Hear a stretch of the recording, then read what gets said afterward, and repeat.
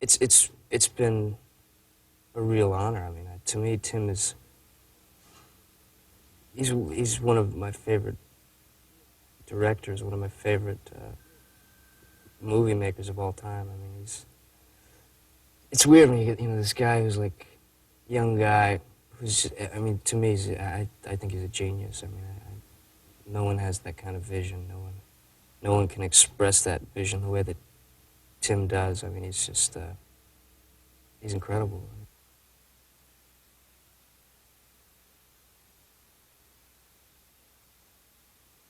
It's like it was like being, I guess, how it must feel to be sort of handicapped, in a way. Like everybody would sort of open doors for you and get you something to drink, and are you okay? Are you hot? Or, it's pretty weird. The difference is pretty amazing.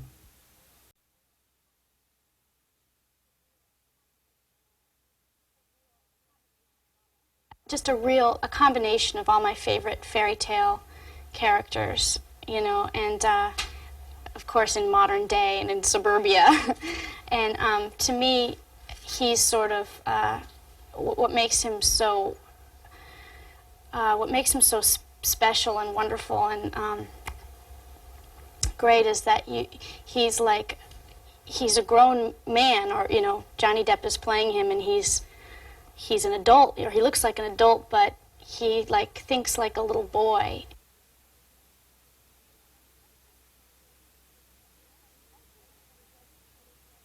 I think she's just, it's funny because every other character in the movie sort of welcomes him in a very, almost, a very bizarre way. Like they welcome him into the house and the town and the neighbors, and it's almost like when somebody famous comes home and everyone's all around him, and Kim is the only one who really has, I feel, who really has a really honest response to him, which is, what's he doing here? What's wrong with his hands? Like, who's really confused by the way he looks and who he is.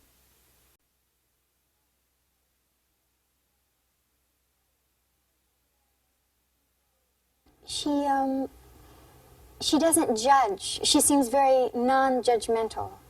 I don't know why she's that way, but she doesn't judge. She just takes things at their face value, and she has an enormous amount of empathy. So that she doesn't look at Edward's hands or his deformity, if you will, as a deformity or as something that could hurt her or as something frightening. She just thinks, well, how could I make him less lonely and be part of us, and maybe get him to a doctor and maybe fix up his face so there's not so many scars. That's how she thinks.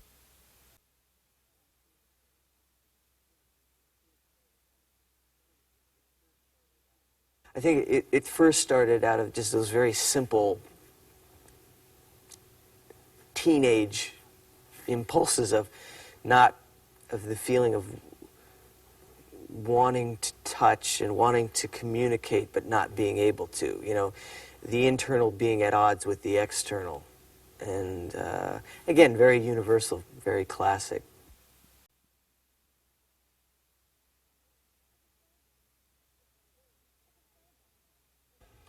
It's a fable, is what it is. It's Joseph Campbell had a bunch of definitions for fairy tales, fables, and so forth. And a fable is a story that people don't necessarily believe, but that they understand. And not that I don't think an audience will believe it as it's going on, but you understand what it's about, because what it's about is about feeling like you don't belong, and feeling like you want to belong, and feeling like you're trying to belong, and feeling like you should belong, and you can't belong.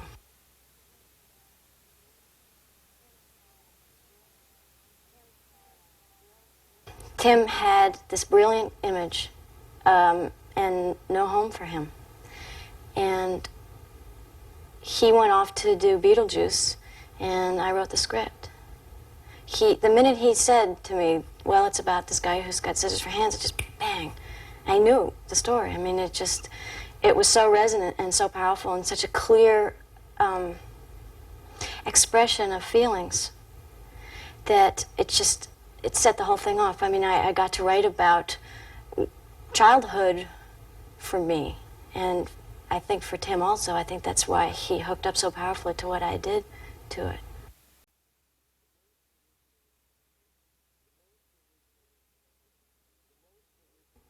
And the most original production I've ever been connected with. I marvel at what's going on out there. I just stand there with my mouth open, watching Tim work and his sense of design. It's extraordinary.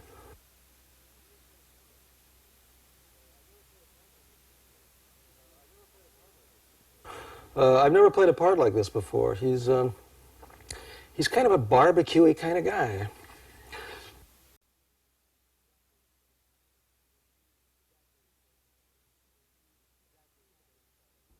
He's exactly the same fellow with the same enthusiasm for the business and the same wonderful ideas of using the motion picture for a visual effect.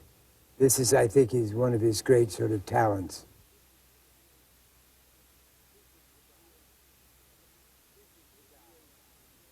This is the guy, the inventor, who creates Edward. And it's all done in a sort of montage scene where you sort of see the inventor get the idea. He has invented other things, why not invent a man? So he creates Edward. He creates him out of a cookie heart, the heart of a cookie. It's a wonderful kind of comic, but very serious idea, because it is a fairy tale. It's a fairy tale with a moral. All fairy tales have morals. That's why they were written, to teach us something.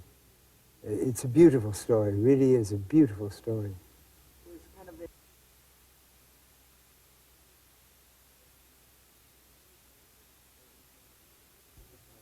Oh, he's enchanting.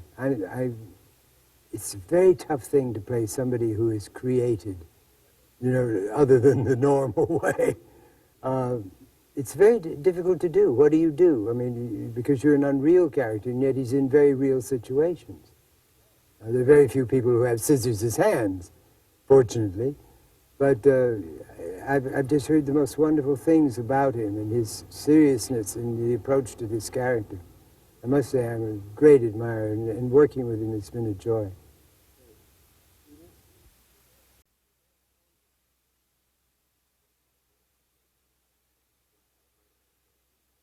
Tim's got a great imagination, and I like to think that I have a reasonably fertile imagination myself, and we seem to share certain similar approaches to things. The way we look at things apparently is compatible. It's easy for me to put music to his images. When I see stuff that he does, I hear music right away.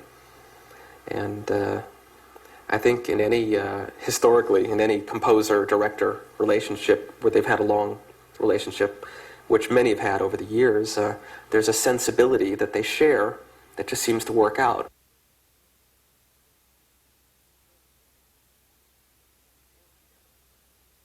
With Tim, I never know what I'm going to get.